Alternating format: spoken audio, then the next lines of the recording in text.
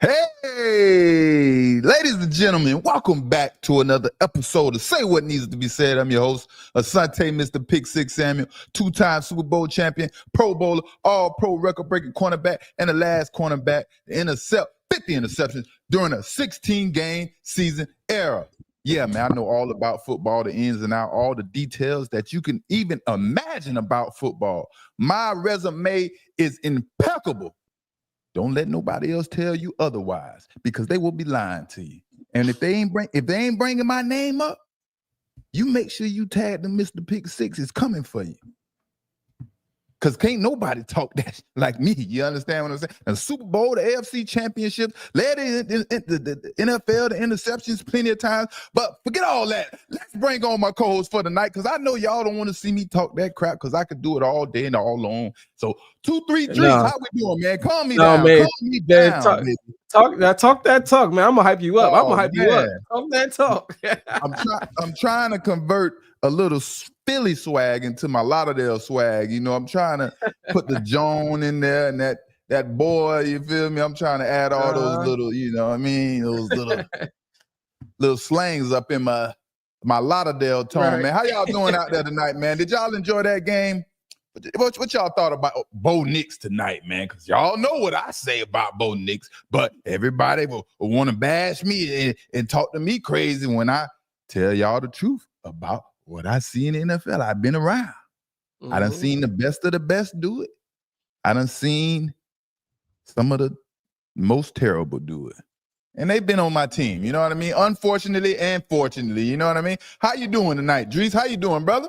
Man, I'm doing good, man. Starting week 10 off, I ain't gonna say strong, because that wasn't really a strong performance out there. That was basically a game that happened. That's more like a semi-pro. You know, a little pro with a little semi-pros in there, you know what I mean? But tonight, man, we're going to talk about this game.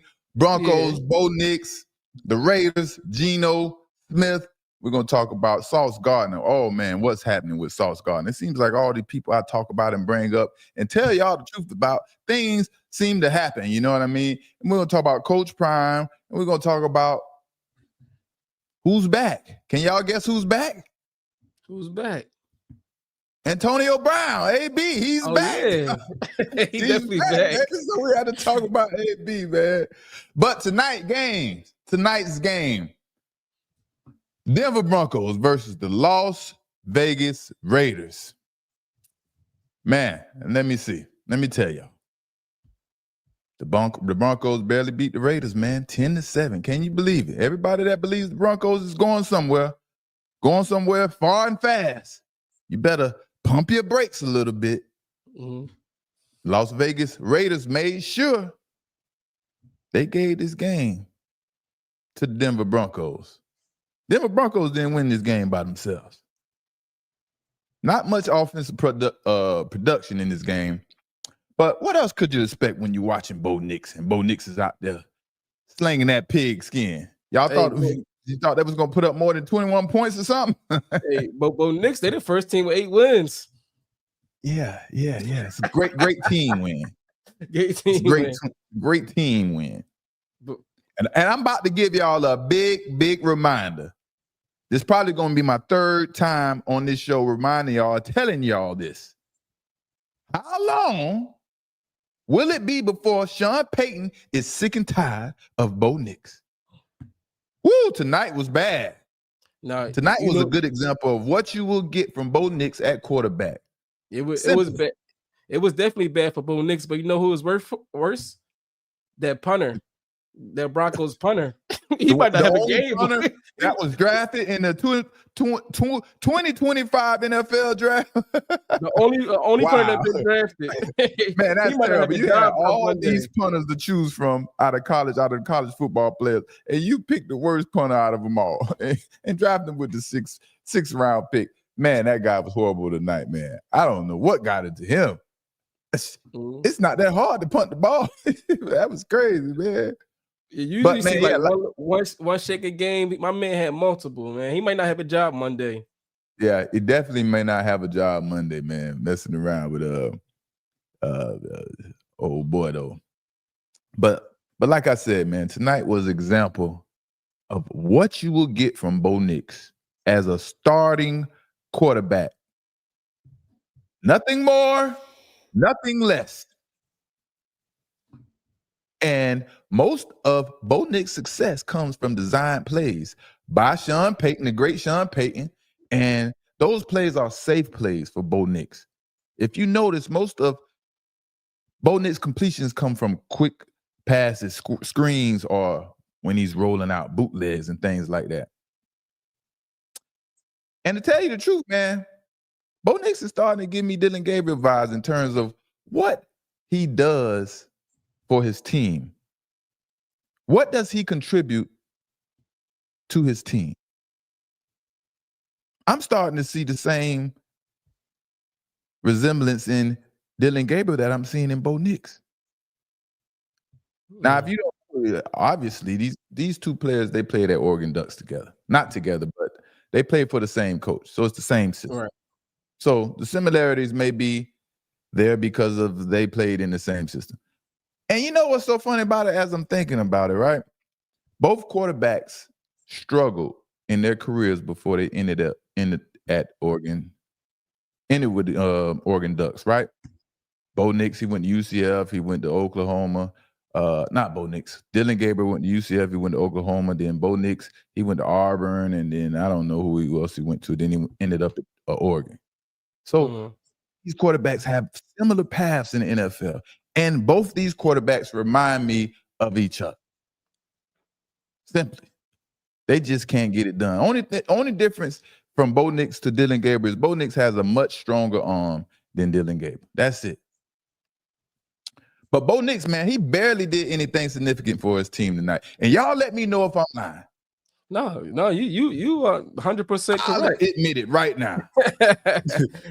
It was times where he tried to run when it was no reason for him to run. He started to escape the pocket and try to go make it pass. It was like no reason for you to even move. I mean, the pressure wasn't even that bad. Of course, Max Crosby I think it was Max Crosby, because it was a lot of times he was coming in easily, and then it was times where he wasn't even getting there. He already running. Like, just relax. Like, what are you doing? Relax, make the pass. Like, relax. You ain't gotta move. And I'm trying my hardest with everything inside of me to give all you Bo Nix believers some grace, but I'm about to start calling him terrible. Simple as that.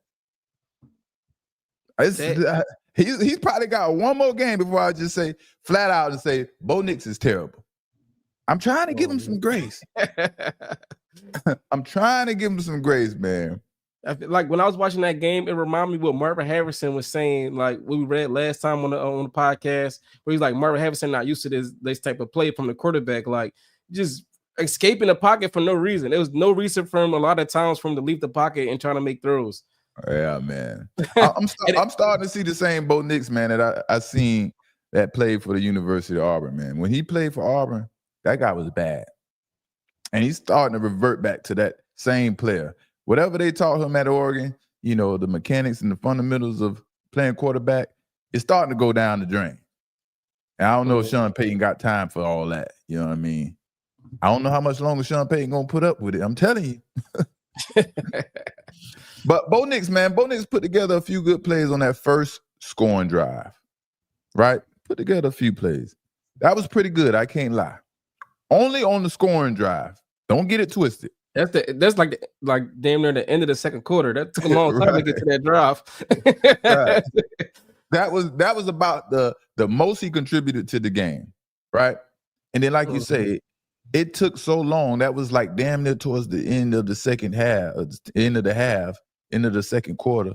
It took him so long to get warmed up and finally start throwing accurate passes down the field. Then right after that, he's like, okay, Bo Nix is starting to get going. You're starting to, think that, he's going to start doing something on offense, something like that. He reverts back to looking terrible. The next series, the following series, he follows up the next series during the 2-minute drill and throws an awful pass down the field for an interception. Like, it was no reason to even throw that pass. It's like you killed the Broncos' chances. You just killed your chances for any points. Like, what are you thinking about, right? Like, it's just like in his mind, he had it made up that it's time for him to throw a pass deep down the football field. And he don't care who, what, when, where is going on back there. He's letting it fly. That's all I saw. It's like he had his mind made up. There's no reason for him to throw that pass, man. Mm-hmm. And the wide receiver definitely didn't even have a chance to even, he was nowhere near the ball. So it was just like literally just thrown. He was just throwing it up. You know, like you said, like they said on TV, man, it wasn't even a 50-50 ball. It wasn't even a chance for a 50-50 ball. You know what I mean? In this game tonight, Bo Nix had one good series in 4 quarters of football. And y'all think Sean Payton is going to put up with that for long? Man, y'all crazy if y'all think Sean Payton is going to put up with that. How much longer is Sean Payton going to put up with Bo Nix? Because this was awful tonight. Even though they got the victory, Sean Payton, he's going to, you know, when he's going to give the usual victory speech after a game. A win is a win, whether it's sloppy, no matter what, you know what I mean? A win is a win. But when he goes home, and he's sleeping that night, and he can't stop thinking about football. And then he goes back that next morning and evaluates that film. Telling you, he's going to have to really start questioning his team and his quarterback position specifically. Because where he wants to go, I don't think Bo Nix can take him there. Bo Nix can't take him there.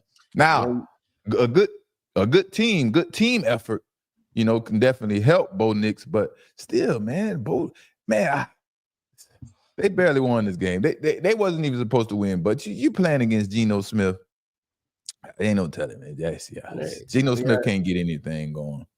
You got to shout out the defense, man. His defense went on there, got 5 sacks. They like the fastest team to ever get to 40 sacks. So that's really like saving them right now. They got a good defense. Even PS2 didn't even play today. So he was even out there. And once he come back, man, that defense is going to be even better. They like the best team on third down on defense as well. So that's a key down right there. They stopping teams on third down. And it's kind of like saving Bo Nix right now. They're going to get to the playoffs with this defense and Bo Nix, but, that can't last for too long. You know, you got to get to the next level. Like the playoffs, they ain't the goal. The goal is get to the Super Bowl. The goal is to you know what I mean? So I don't know. I agree with you. I don't know how long it's going to last with Bo Nix being there, especially with a good defense. You can't waste a good defense like that. Can't waste a good defense. But for the most part, man, I felt like the Raiders offensive line did a pretty good job against the best defensive line in NFL, right? Mm-hmm. Even though Geno Smith, he gave 6-7 sacks, you know, because, you know, Geno Smith is your quarterback. So, I mean, 5 or 6 sacks, that's normal, you know. But when you're playing against the number 1 defensive line, the defensive leading the defense that leads the NFL in sacks, I can't really complain. Because one thing you can count on playing against Geno Smith is he's going to hold the football. He's going to hold the football longer than he's supposed to. Because sometimes, I don't know what Geno Smith be doing about that. Stuff just don't click for him. You know what I mean? I did gonna say guaranteed the interception. I ain't gonna say that, but he's guaranteed to hold that football. You know what I mean? And the way Nick Bonito get off the football, man, that's scary for offensive tackles and quarterbacks, man. If no one is helping out with the chip block or anything like that, Nick Bonito, man, that's a great weapon to have on your side, especially if you play cornerback like me. Man, the way he get off the football and put the pressure on the quarterback instantly, man, you understand as a cornerback, the ball got to get out fast, right? Or it's not going to be regular, you know, bang, bang type of play. You understand? So, you know, for cornerbacks, man, that's what you want from your defensive line. You want that pressure. You need that get off. You know what I mean? But I got a bone to pick with the Raiders. And the Raiders, they need to take Ashton Jennings out of the game when the pass is designed for him, you know. They need to take him out of the game because that was a terrible drop. That drop that led into an interception. Man, that was terrible. Oh, it bounced off of him. And then he didn't even have any awareness to try to find the football to knock it down after he dropped it. It was like he was like lollygagging, like, where's the football? Like, where's the awareness, man? Just take him out of the football game when a pass needs to go to the running back. You know what I mean? But that was just bad football. That was just bad football. And that's a strong little joker, man. 5'8", 210 pounds. You see how hard it is to get that fool down, man? Yeah, I Even see. when he's getting tackled for 2 and 3 yard gain, it's still like you're not even the 300-pound offensive lineman not just bringing him down. He's taking 2 and 3 more steps, and the 300-pound defensive lineman need help from someone else on defense to help get him down. Man, that's a strong little joker, man. That's a strong joker for sure. Yeah. You said, But but earlier in the season, you was like, you don't know how much contact he could take because he going for the contact. He not avoiding it at all. He going right through it. He bringing it right for sure. But yeah, man, we'll see. As a rookie, we don't really have any outlook about playing in NFL. We just coming out here and going head first. So as year 2 and 3 and 4 comes into play, that's when you see the running back or a player starting to think about, make business decisions and things like that. That's what we call it, business decisions. So, I don't know how hard he will be able to run like that for long in NFL, especially being 5'8", 210 pounds. You know what I mean? But this needs to be Geno Smith last season, man. And he isn't bad. You mean his career? Yeah. This needs to be his last season. This is 13th season. And I'm not, like I said, I'm not saying he's bad. He isn't bad, but he isn't good, right? It's like he's just there. You know what I mean? It's like you can't expect any consistency from Geno Smith, right? You can't expect him to play consistently good at all. As soon as you get your hopes up high for Geno Smith, he does something that erases the good plays and things like that, man. It's like, dang, they had every opportunity to win this game, and what? Couldn't get it done. Couldn't get it done, man. Couldn't get it done, man. Couldn't get it done. I didn't even realize it was his 13th year. He's 35 years old. I didn't realize Geno Smith is that old. Yeah, man, for real, right? Geno Smith, for real. 13 seasons, man. What's up, chat? How we doing out there, man? How are we doing, chat? What do y'all think about the game? Of course, the Raiders, they need another quarterback. Simple as that. They would be pretty good, though. They had another quarterback. It would be pretty good. I mean, they're gonna have a high draft pick. It looks like, so they could go. They could go whoever they like. All right, man. Let's get into it. Sauce Gardner traded to the Indianapolis Colts for 2 first-round picks. What did y'all think about that? Man, y'all know how I feel about it. I think the Jets won that trade. Of course, the Jets won that trade. The Jets won that trade. They got rid of that contract. That's a huge contract they got rid of. They got 2 first-round picks for it and a wide receiver and that deal. I mean, I guess the Colts going all in. They want to win right now. They feel like they got a chance. They want to secure the whatever they think they're going to do this year. But I feel like the Jets won that trade. All this is another team tricked by a big name and not production. Like you said, the Colts gave up 2 first-round picks to get Sauce Gardner. For what? And I get it. Indianapolis Colts think this is the year to make a Super Bowl run or something like that. But giving up 2 first-rounders for Sauce is like it's like, what are you doing? Man, you know what I mean? I'm giving up for Myles Garrett or something like that. Like a game record. I don't know about for Sauce. I ain't doing that, man. I don't think it's like, man, you giving up 2 first-rounders for a guy that is productionless, basically, right? Like, what is this all about? It's like, how do you get caught up in these names and give up your assets like that so easily? Just because you're desperately thinking this is the year to win the Super Bowl or make it to the Super Bowl. If they are willing to give up 2 first-rounders for Sauce, they could have traded for damn near anyone. You could get anyone for 2 first-rounders. Sauce Gardner doesn't have a big impact on defense. Period. He isn't the playmaker type of cornerback. Now, Darren Moonji The general manager for the New York Jets was prepared for this moment for another team to make an offer like this for Sauce Gardner. And he says, on Tuesday, GM Darren Mujiz explained that the $30.1 million per year deal was specifically designed to make it easy to move Sauce Gardner. We had a lot of discussions going through the contract process, and some of the details we had to have in that contract, Muji told reporters, because you never know how the future is going to unfold. And we always want to be in position to potentially trade these contracts. We made that contract still a tradable contract for the case where you get into a situation where you think the value is too good to pass up. And that was the case here. So sounds like they was prepared, willing and ready to make a move. Now for the Jets and Aaron Glenn, they got the perfect scenario they could expect for a star cornerback or just a cornerback. You know what I mean? Yeah, Jets is done winning this year. They already ready for the rebuild. Yeah, right.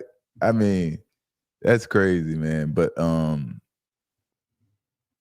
lost my train of thought. Hold on. They traded Quinn Williams to the Cowboys for a first round pick. They got the 2 first round picks from the Colts. They're not trying to win no more this year. I think this is it for Justice Fields. I know you've been opposed of Justice Fields all season long. I think Right. they preparing for a new quarterback, a new whoever they want on their team, because they got 3 first round picks next year. But I think they got more than that. I think they got like 4 or something like that. Yeah. So they ready for a real change in New York. Man, if Sauce was like that, right? Because cornerbacks are hard to find. If Sauce was like that, the Jets wouldn't have traded him. Trust me, right? Now, in 4 seasons for the Jets, Sauce Gardner registered. How many interceptions y'all think? Guess for me. Y'all help me. Help me out. How many interceptions in 4 seasons? 2. 4. Close. 4. You keep dodging and going in and out. 3. 3. All right. 3 interceptions and 46 passes defended. Right? Now you may say 46 passes defended is pretty good. And that sounds like a good number in 4 seasons. But 20 of those passes defended came in his rookie season. And ever since Sauce's rookie season, he has been a rescinding cornerback. He hasn't been getting better. He has been going downhill. Now, like you said, the Jets won 3 first rounders in the 2026 draft. You know, after sending defensive tackle Quinnen Williams to the Dallas Cowboys, boy, the New York Jets are sitting pretty. And the future is bright for New York, but this season is going to finish miserable.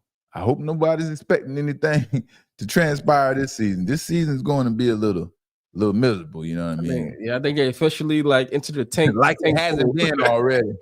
Yeah. Let's trade away all our defense and just get our picks. Yeah, exactly.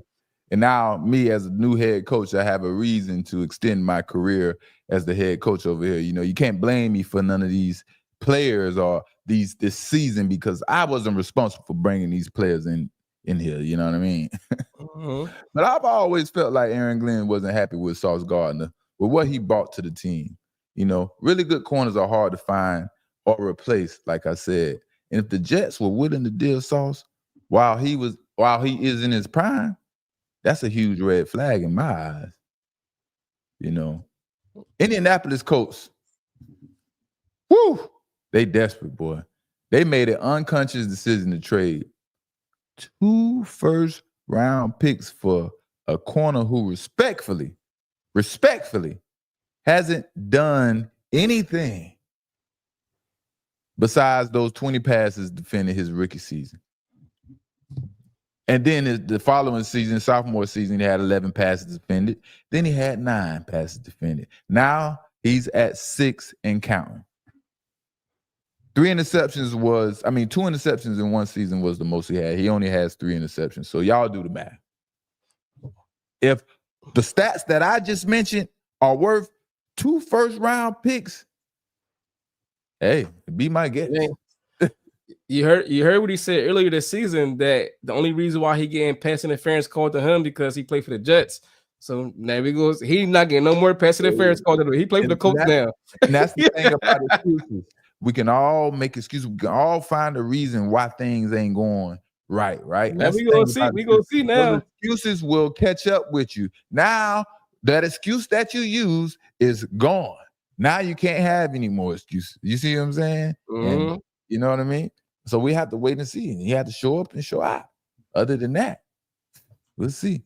But this was a desperate move for the Colts to make this trade. They were going to. They were doing just fine with what they had without Sauce Gardner. That surprised me. Now me. the pressure's on for the Colts defensive coordinator to try and put Sauce in position to do what? Make plays. The pressure is on the defensive coordinator because he has to try to make Sauce Gardner make plays. I don't know how you're going to make him make plays. You can put him in position, but you can't make him make the play. And it's going to be a hard task because Sauce, he just isn't like that. He isn't a playmaker type of cornerback. Now, when it's game time and the Colts' expectations of Sauce are high, and when the Colts get ready to play the Falcons next, and then the Kansas City Chiefs, the reality of who Sauce Gardner is will hit the Colts right in the face. Everything they expected, upgrading at the position of cornerback, gonna hit them right in the face. And we're like, what did we just do? Man, Joanna Williams in the comments saying Sauce gonna bring that. He can bring that sauce to the Colts. Ooh, we gonna not see. too much on Sauce. We got to bet lunch or breakfast on that now. We got to bet. We got to bet on that one now. Yeah, hey, yeah. I'm telling you what I see. We like the swag. We like the name. We like everything about Sauce. Yes, we like that. But as far as playing that football and being a productive cornerback, Sauce ain't bringing that sauce like that. I'm sorry, Joanna. I'm sorry, Joanna. And I don't know who's responsible for getting y'all to believe or making y'all believe these players are good. Just because they're a first round pick, they got commercials, and that's the player you hear about the most, especially at cornerback. Maybe the other positions holds true most of the time, but at cornerback, it's like they can just make a cornerback good by saying his name, because most people don't even really understand how to evaluate the cornerback position. And that's why I understand, trying to explain to y'all, it's about production. What are they doing? Derek Stingley Jr., he getting beat a little bit, you know what I mean? Like everybody else, but he's productive. He's making plays. You know what I mean? And man, if I wanted everyone tuning in to tell me what makes Sauce Gardner good, or how is he good, the people that believe Sauce is good wouldn't be able to prove what they believe is good about Sauce Gardner. That's my challenge to everyone who believes Sauce Gardner is good. If he is good, or what do you feel is good about Sauce Gardner? Break it down, explain it to me with proof, and evidence, and facts. And I'll go with that. If you can break it down and show me the facts, why Sauce Gardner is good. Other than that, I don't see how he's good. You know how they show the highlights of the players when they make a trade or something come up. So they were showing Sauce Gardner's highlights, and I just seen his effort on the play. He wasn't even like really even trying to run to the ball. Like, even though his breakups was like he let the person catch the ball, the person was bobbling it, and he just stuck his arm in. It wasn't like he was there when the ball was there. You know what I mean? It was like he was lazy on the break. The break was late, and then he knocked the ball out when the receiver was bobbling already. I'm like, that was more the receiver not catching the ball in the first place than him breaking up the pass. and see, it was like lazy. Everyone is evaluating the actual play and watching him break up the pass and him getting beat left and right and things like that. I'm looking at his athletic ability, his coordination, his foot movement, foot speed, and things like that. And those things ain't really up to par. And that's what I'm evaluating. I think his coordination ain't really, elite like it should be as an NFL player. But that's just my perspective. I don't know. Hey, don't quote me on that. That's just what I see. That's just a little bit, just a little bit, just a little bit. Man, that's Sauce Gardner, man. We're gonna see how things turn out for him in Indianapolis, Colts, and what the coach is expecting from him, because I have no clue. It's like you hear this name about this player, and you say, "Okay, I like that name. I hear the player." You forget about the stats and the production and everything else, and you just love the name. You're so infatuated with having this big name player, and then you get him, and you're looking like, what's happening? You wonder what's going on. In the meantime, his stats was right there to show you everything about him, but you decided to ignore that. That was the same. It's just, I think I will put Jalen Ramsey and Sauce Gardner in the same category. Jalen Ramsey, probably a better football player, 100%, right? Definitely a better football player, but the name outweighed the actual production, and teams and scouts and general managers got caught up in the big name, and that's why he go from team to team, with high expectations. And it's just like, I understand, he's a great athlete. He's he's fast, he's strong, he can jump high and things like that. But in all actuality, look at his first 4 years in his prime. What did he do significant in the NFL? Unless you're a defensive coordinator who can absolutely put people in the right position to make plays, and you have a specific place for him, then you know that he can be successful. Yeah, I don't really see how, where the production comes from.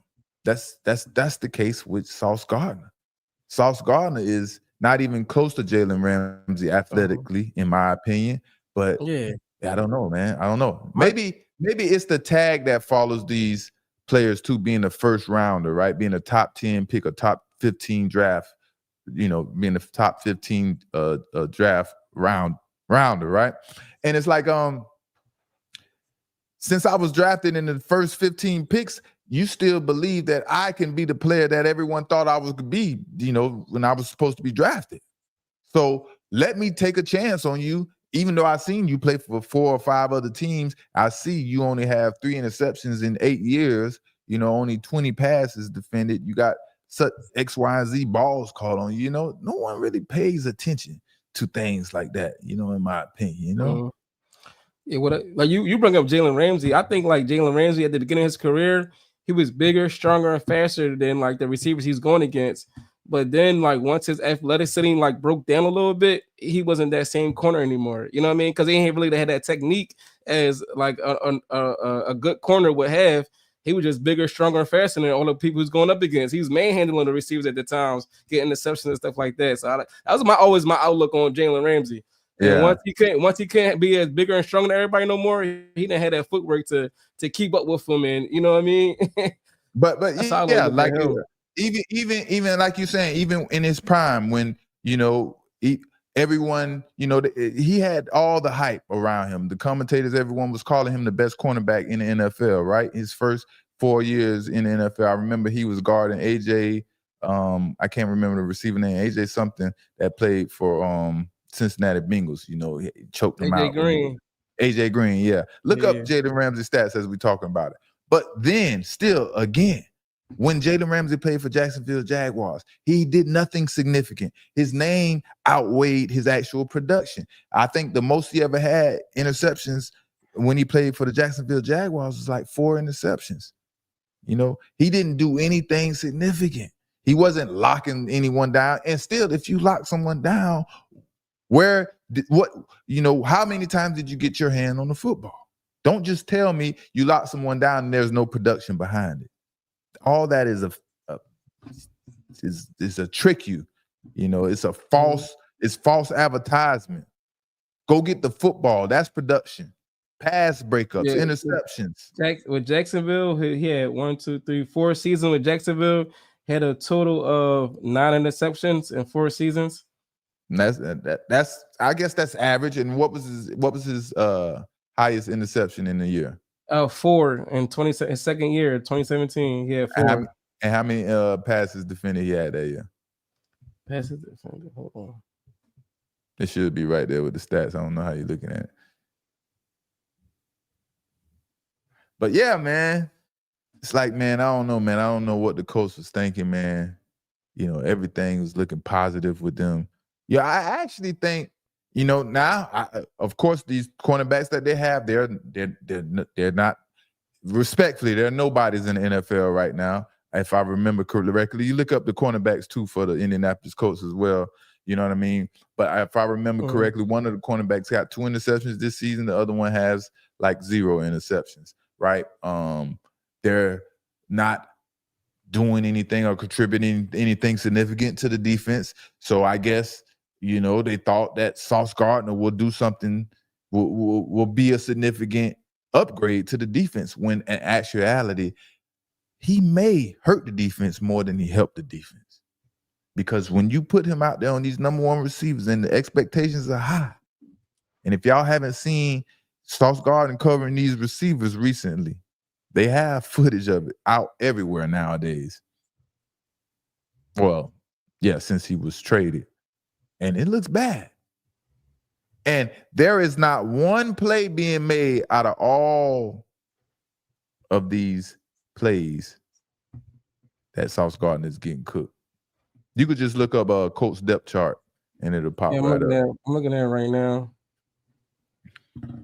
But yeah, the guys there, man, they haven't had that much productivity. But the thing about it, like I said, how the Colts, they're messing up their future with this, with giving up these picks for Sauce Gardner, man, because they're going to be stuck with him and less 2 first round. They only got 2 interceptions from corners.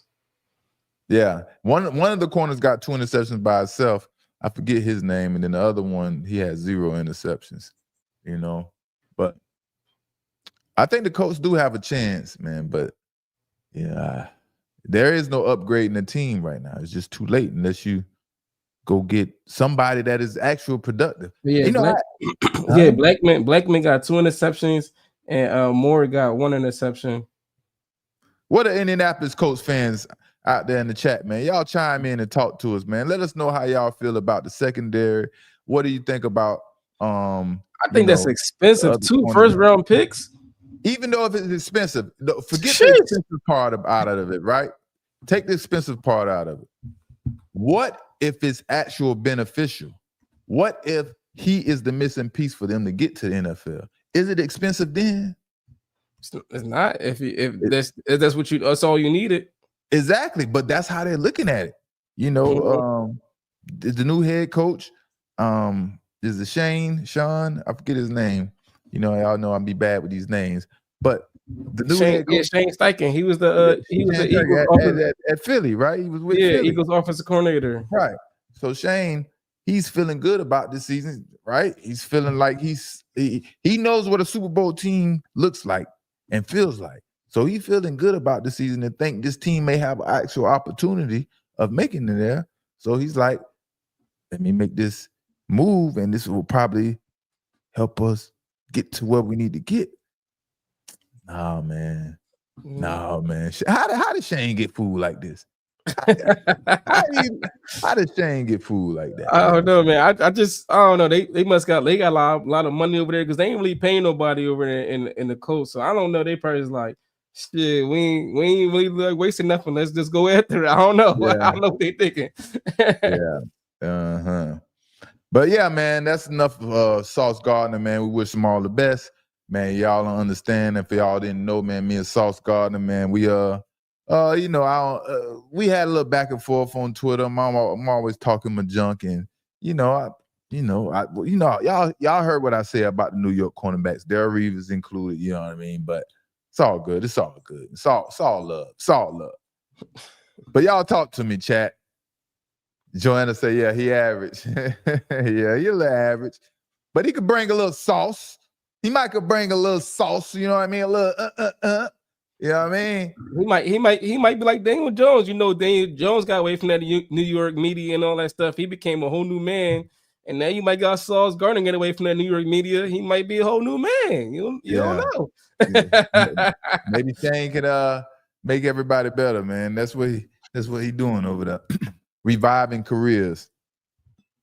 But man, let's move on. Let's move on, man. So now we want to talk about Coach Prime. Man, Coach Prime is going through it over there in Colorado, trying to figure this thing out without Shedeur Sanders and Travis Hunter and the rest of the entourage.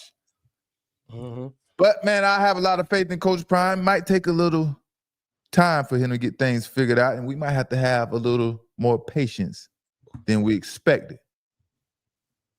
But at the same time, a lot of things are changing for Colorado football team, as it should.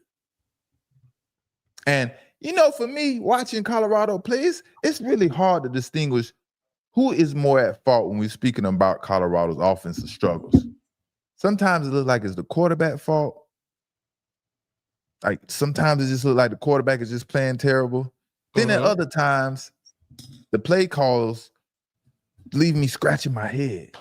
It's like, is it the quarterback or is it the play calls? And if y'all haven't heard or haven't seen, Deion Sanders hinted at Colorado staff changes.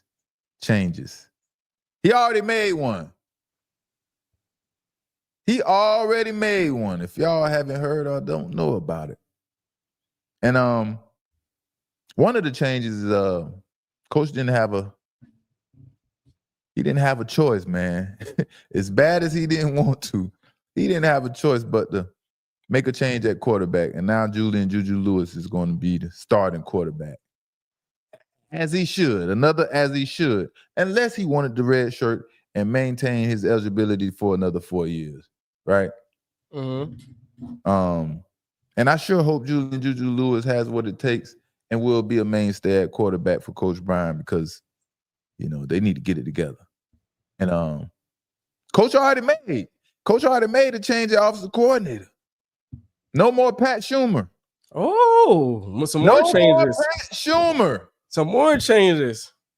No more Pat Schumer. Colorado football. Deion Sanders stripped play calling duties from offensive coordinator Pat Schumer after the Buffaloes lost at Utah October 25th, demoting him to quarterback coach before the team got beat again last week against Arizona.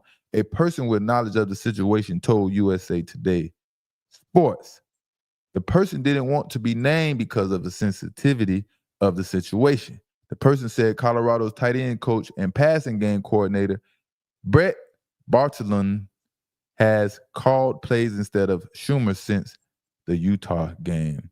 Colorado didn't immediately return a message seeking comment, but Sanders hinted at coaching staff changes Tuesday during his weekly news conference in Boulder. So, did anyone expect that? And it was time. Everybody felt that. That energy was out there. Coach was trying to, defend and these coordinators and keep everybody off him. But it was time. It was time for a change. But the play calling duties, it was time. It was that time. Mm-hmm. Because one thing, it's not easy losing. It's not easy for a team losing to stay connected when things are as bad as they are in Colorado. It's also, for me, not fun talking about Colorado while they are losing. This is not fun. It's much more fun to criticize Coach Prime in Colorado when they are winning. If they were winning, I'd be up here going ham, having fun, left and right. You know what I mean? Right. And I know I never want to kick a man while he's down, or a team or a group of men, period. That's not my style, right? I don't want to kick people down while they're down. And that's it's like family now at the same time, right? And I can sit up here and talk trash about this person and that person, but we all know where most of the problem lies for the University of Colorado and the football team, and he has to figure out this quarterback position. Mm-hmm. Now they got West Virginia coming up next. West Virginia is a very, very beatable team that Colorado should handle business with. Teams that West Virginia played that are worth a damn score between 30 and 40 points per game on that defense. Every game, like a team that was worth a damn, they put up between 30 and 40 points. No lie. Look it up. And this game should be a confidence builder, a confidence building opportunity for Juju Lewis. He's a freshman. He's young. He got to get his feet wet. You have to understand the speed of the game and what it takes to be successful on the college level. Because coming from high school is two totally different things. Now he has to got to operate like a big boy. And if Colorado offense doesn't score at least 30 points on West Virginia, I don't know. Maybe Colorado just is in trouble or something, man. Maybe that's what it is. They putting up 30 points on West Virginia this week. They have to. Every team they played that was worth a damn scored at least 30 points, bro. Like I don't know. It's like I just said about cornerbacks in Sauce Gardner. If he only has this much production and you're giving 2 first rounders for him, what are your expectations? You're expecting him to have a 5 interception season with 25 pass breakups? That's what you're expecting? Are you expecting him to lock the best cornerback down every week? Has he done that? So it's like West Virginia used to putting up 30 points. West Virginia just had a big time win last week versus Houston. No, they lost 45-38, right? No, they won 45-35 against Houston. Oh, gave Houston a second loss last week. They got some momentum. They riding that horse high. Yeah, I don't know what happened that game. I can't lie to y'all. I haven't watched that game. I don't know what transpired. But if you do, you see how many points they gave up. 35 points. You sure? Because are you absolutely sure they lost that game? Yeah, they lost it. Yeah, West Virginia beat Houston. Houston 7-2 now. They gave them their second loss. Houston was ranked and everything, and they got that big time win last week against West Virginia got that big time win versus Houston at Houston on the road. Yeah. And they go back home with the momentum playing against Colorado. And I don't think it's gonna be as easy as Colorado think. I think West Virginia ride high off that big win. I don't know, man. What'd you say? I said we're gonna see what Juju gonna do against West Virginia because they coming off that good. That's a good win last week. I'm trying something new with y'all today. I'm trying something new. I'm gonna try to share my screen real quick. Y'all bear with me. How do I do this? Share.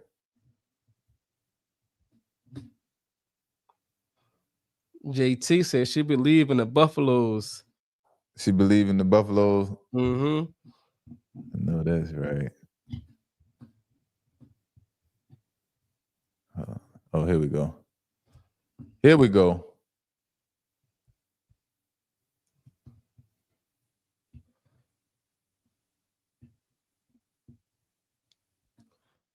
What they say? Colorado has to win 6 games to be eligible. I don't think they're gonna be eligible for the bowl this year, for a bowl game. It's gonna be tough. They got 3 more games left. They got to win all 3 of them. Y'all see this yet? For a bowl game. Did Antonio Brown pop up? No, I don't see it. Well, my screen ain't sharing.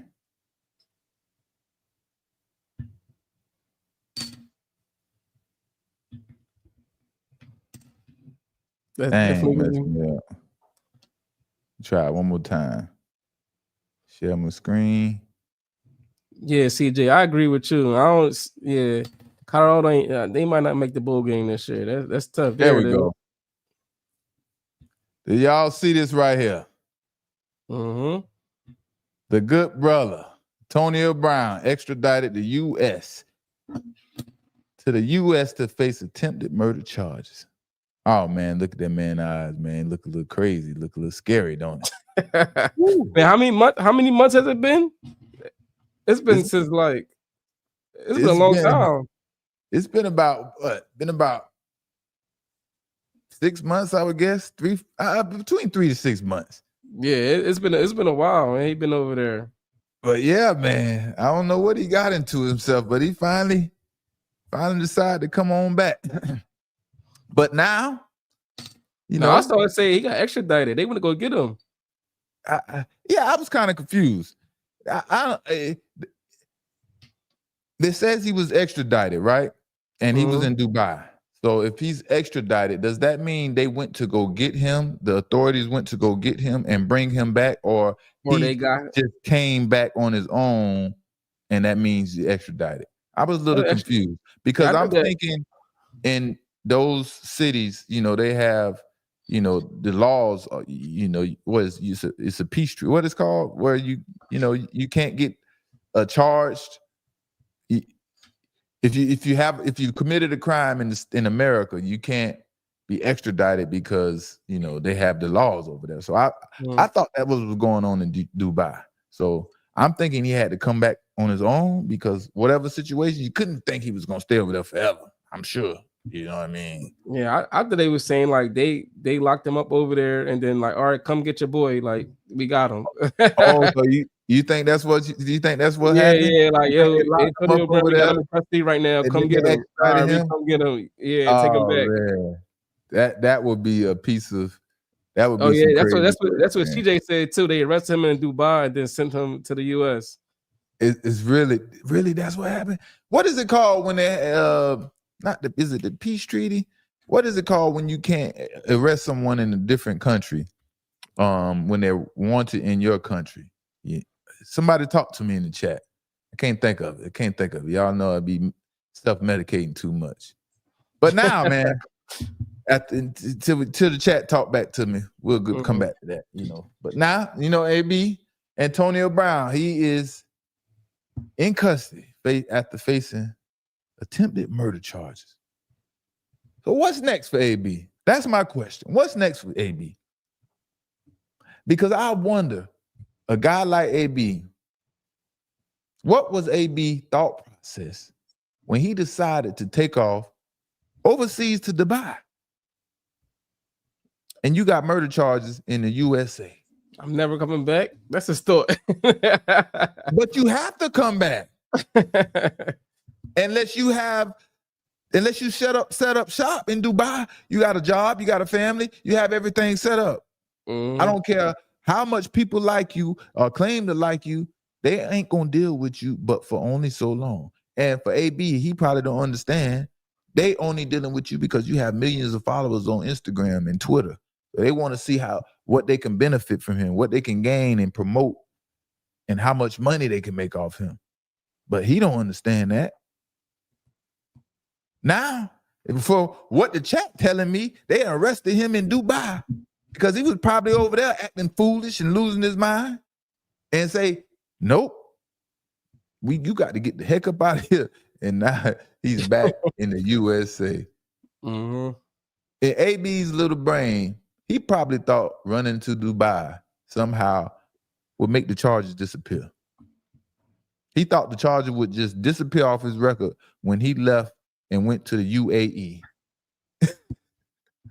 Bro ran to the UAE like he had plans to never return or come back, like you said.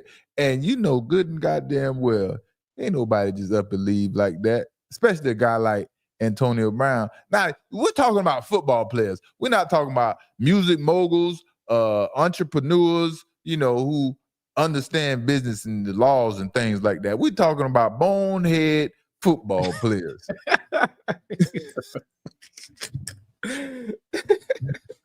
He had no plan over there. He just went over there. It's just like, man, I'm just going to thug it out. Will AB spend 5-10 years in prison or something like that for this situation? Now, like I said, I thought he just came back on his own. It seems most serious that if what everyone is saying is correct, he was locked up in Dubai and they extradited him. This seems a little more serious. And he might not get a slap on the wrist for this one. But do I think he will get 10 years? Not at all. Unless homeboy is a felon or he crashes out in court and pisses off the judge. Because ain't no telling. Ain't nothing out of the woods when we talking about AB. You know what I mean? He can do anything. Anything is possible when we're talking about AB.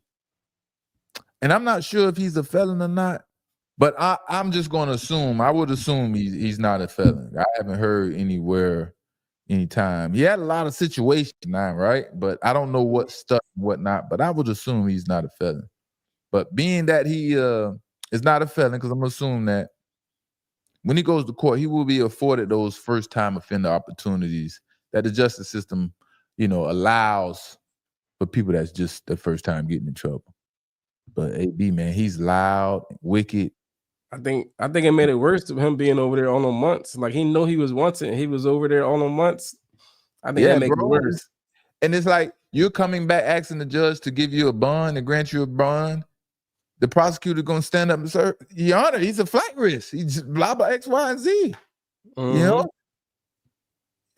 At the worst, at the least, they're gonna take his passport, ID, and things like that to make sure he can't go nowhere no more. You know what I mean?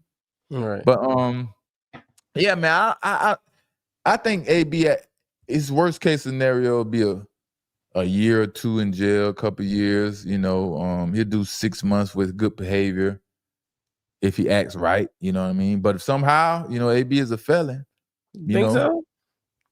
I think only 6 months? Huh? You think only 6 months? Yeah, I think somehow, the charges will get dumbed down a little bit. You know what I mean? He may just get charged with he shot somebody. He shot at someone. I don't think he shot anyone. I think he get hit. Yeah, no, he didn't shoot him. He didn't shoot. Yeah, he didn't shoot. I think the person got hit. This would have been a much more major story. You know what I mean? Yeah. Yeah. Thank God no one got shot that night. You know what I mean?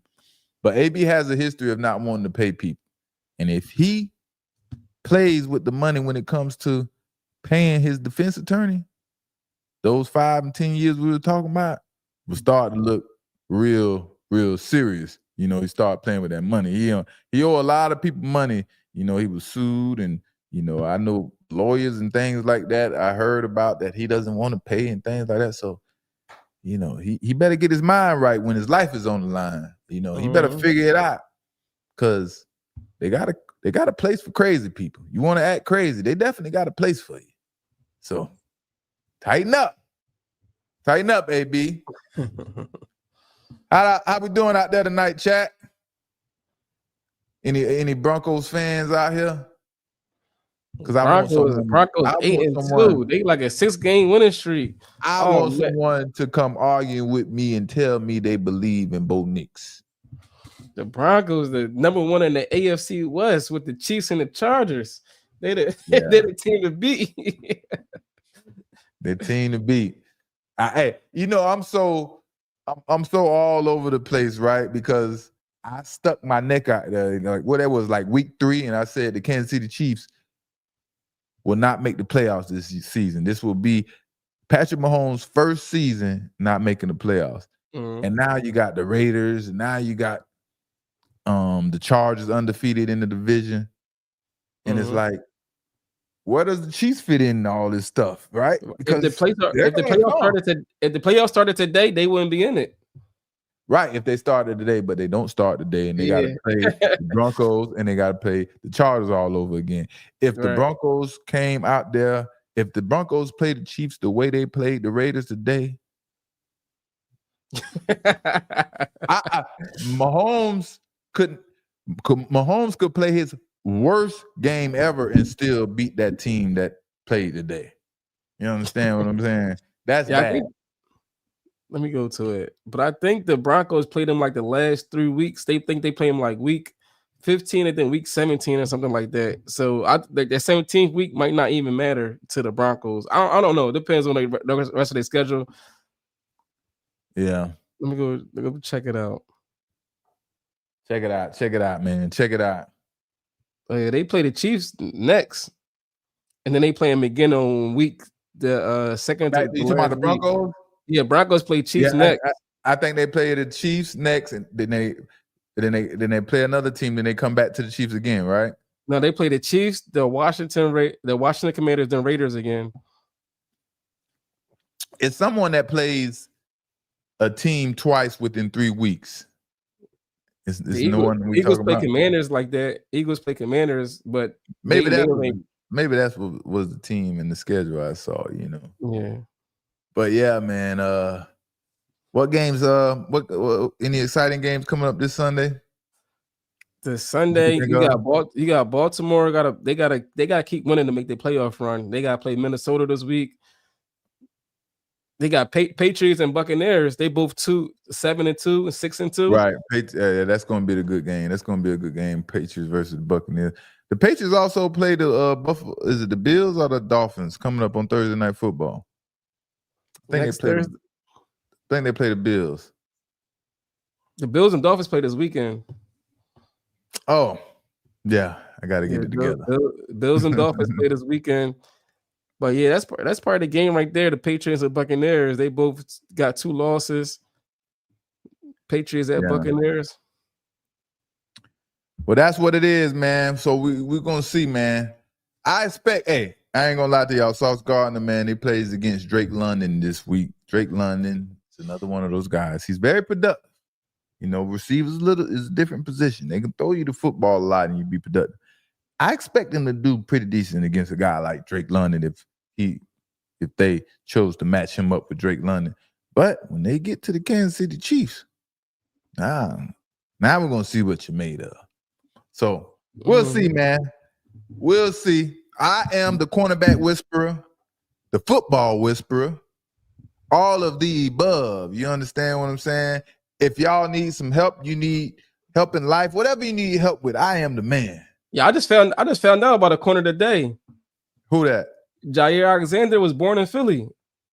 No way. I ain't know that. I ain't know that. I didn't know that either. He was born in Philly, actual Philly or outskirts of Philly? No, he was born in Philly, but he moved when he was young, so he ain't like grow up there. But he was born in Philly, so he was he always liked the Eagles and all that stuff like that. I don't know if he just made that up or not, but they interviewed him today, and he was like, "What's your like? Why you like Philly so much?" He's like, "I was born here. My mom was born here." So I looked it up, and I was like, it said he was like born in Philly. I was like, okay, he ain't lying. Yeah. He's like, I grew up loving Deshaun Jackson and all that. Yeah. Where you headed to this weekend? You going to any games this weekend? I'm supposed to be in Green Bay, but all this traffic, all this air control and all that stuff, I'm like, I don't know. Real scary out there right now, right? Yeah, like I you'll don't be know. in line for 6 hours messing around with President Trump, man, and this government shutdown craziness, man. Y'all, anybody out there in the chat been taking flights lately? I'm scared to fly, but actually, I'm going to Gainesville tomorrow to see my daughter at University of Florida. So ain't no flights though. We drive. Yeah, you ain't got to worry about that. Y'all pray I make it there safe, So does Green Bay don't play Philly this weekend, does it? Yeah, Monday Night Football. Oh, that's gonna be a great game. Yeah, they play Monday Night Football. Great game to talk about right there. That'd be a great game to talk about again. Another quarterback situation where, and they saying it's snow. Huh? They saying that they calling for snow and 20 mile per hour winds. Yeah, it's gonna be a good game. That time of the year, man. Football weather, Christmas, Thanksgiving, all those good things is coming around, and it's that type of weather. It's that time of the year for that type of weather, man. My first year in New England, man. Let me tell y'all, man. Y'all, hey, I don't know if y'all how many stories y'all heard about me, but my first season in New England, let me tell you, I'm a Florida boy, born and raised in Florida, right? And I never really been out of Florida, but when I got drafted in New England. I don't really have a clue about New England when I got drafted. I don't know too much about this place, right? I just know what my brother's telling me, Ty Law, and then obviously the Tom Brady. Then I heard about this Bill Belichick guy, but it's a whole nother story. But my first 2 seasons there was the worst year, the worst years it's been since in 30 years with snow of snow. Yeah, it was the worst.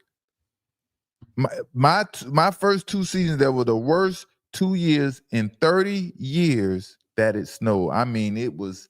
Was that your first time seeing snow? Piles of inches and inches of snow everywhere. It just looked like a snow town. It was just snow everywhere, and it just like you know, I had no idea how to deal with snow, how to react to the snow, how to drive in the snow. They telling me watch out for the black ice when you turn. Like, how am I supposed to see black ice? What is black ice? That was your first time seeing snow when you went My there? first time seeing snow, living in snow, dealing with snow, all that, man. All that, man. But yeah, man. It was fun rocking with y'all tonight, man. Thursday night vibes, 2-3 Drees and the boy Asante Samuel. Say what needs to be said, man. We had fun, man. We're gonna see y'all again Sunday. We're gonna see y'all Monday, Green Bay versus the Packers. That's gonna be an exciting game, man. It's gonna be a game that we're gonna be interested in and have to talk about. So so you don't know if you're leaving Sunday or Monday, or what day you're supposed to leave if you go? Monday morning. Oh, Monday morning. So you'd be Sunday night, yeah. So, all right, I'm Asante, Mr. Pick Six Samuel. It's your boy 2-3 Drees. And we're gonna see y'all Sunday. We are